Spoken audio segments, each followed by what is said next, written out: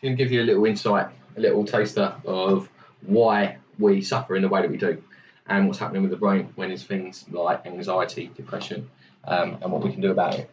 So this is the part of the brain we know is used, conscious part, as attached to the intellectual brain, and that's attached to a vast intellectual resource.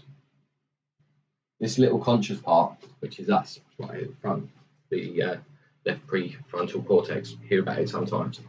That's the part that is aware of our interactions together. There is another part of the brain, the primitive part of the brain.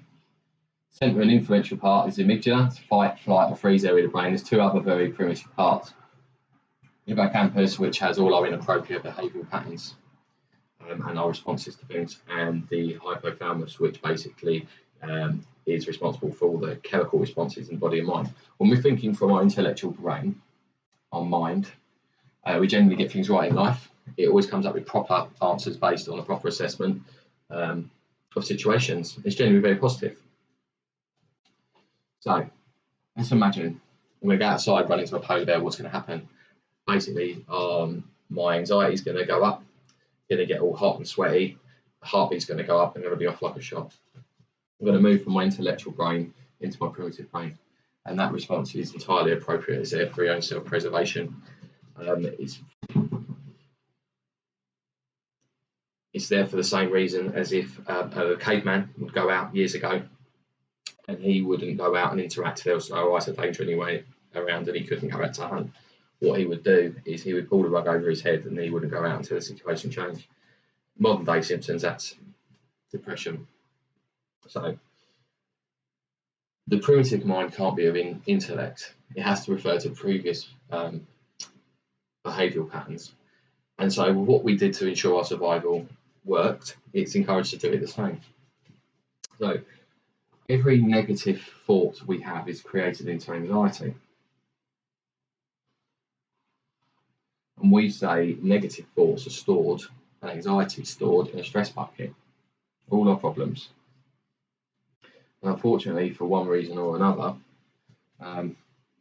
this can overflow sometimes, and it really affects our sleep. So, what do we do to stop our stress bucket from overflowing?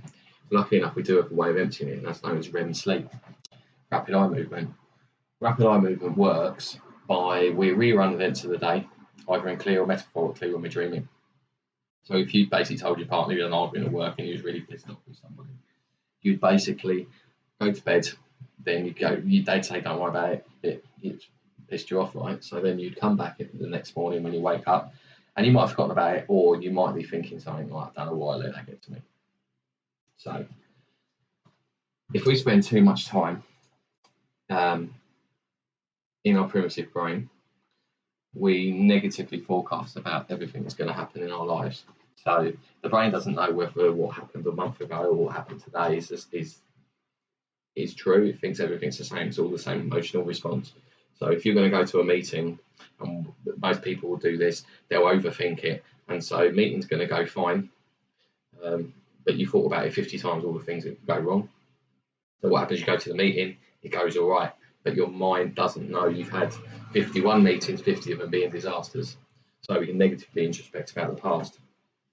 So it must be the thought patterns surrounding the events in our lives that we've got, which is the important thing here. Because if it wasn't, people that go to university would be suffering from panic attacks all the time. We know that's not the case. So if we've got too much in our stress bucket and it starts to overflow,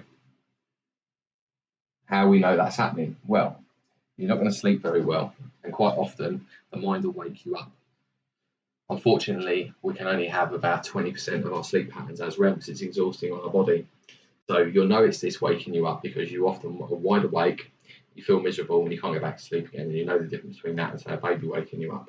So the more you have in your stress bucket and the less you can sleep, the more time you're going to be spending in your primitive brain, and the more you're going to be encouraged to be negative about things going on.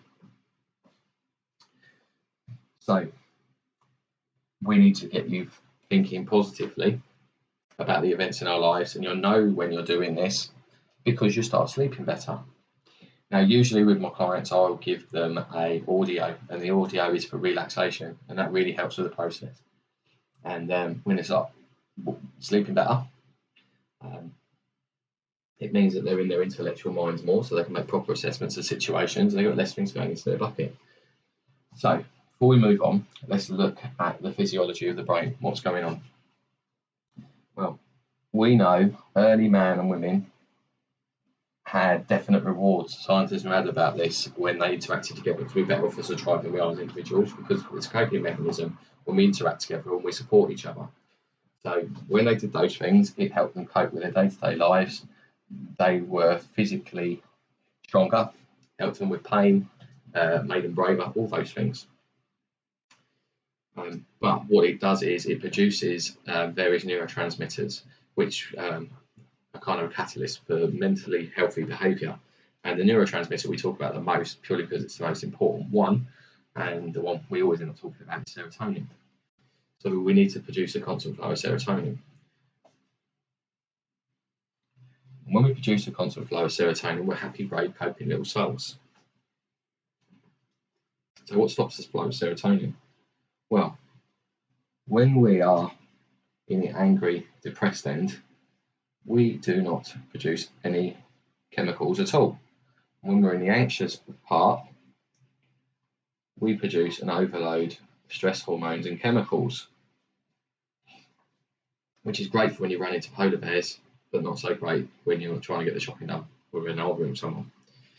So, like early man, to achieve this constant flow of serotonin, we have to act in a positive way, interact in a positive way. So we'll get active, interact, and we'll think in a positive way. Because when we do these things, which we call them the 3 Ps, we produce a constant flow of serotonin.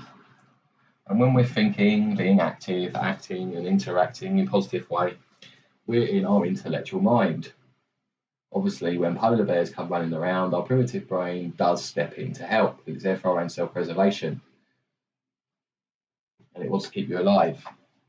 And if you think the perception of dangers around, it's going to keep reminding you. That's where overthinking comes into it, because it's an obsessional mind. It can't be innovative, so it has to refer to previous patterns of behaviour. So whatever ensured your survival before worked, it's going to encourage you to do the same. So the more time we spend in our intellectual brain, the more we make proper assessments of situations. That's making less things go into our stress bucket. So when we go to sleep at night, things in our stress bucket will come down. And then we'll wake up feeling happier and what have you. And if we have a constant flow of serotonin, because we're doing our 3 Ps, the act, interact, and think, we're happy, brave, coping little souls with lots of serotonin, thus making a new circle of everyday life for us. So thinking positively, acting positively, the 3 Ps, spend more time in our intellectual brains, so we're happier. We have less stuff going into our stress bucket because we're dealing with situations which might normally piss us off, and we continue to make a constant flow of serotonin. The way that trance and hypnosis runs into this basically is trance very ordinary in many, many ways. We go into trance all the time. You could be daydreaming when you're driving, that kind of thing.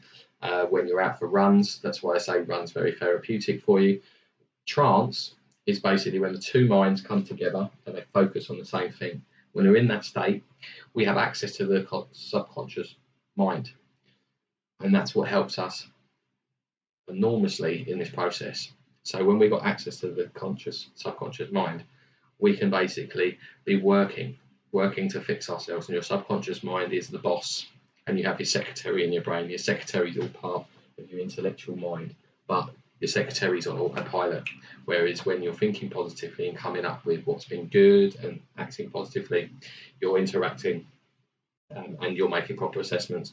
So you're not adding negativity, anxiety, and all those kind of things. All right. It's under 10 minutes. Good stuff.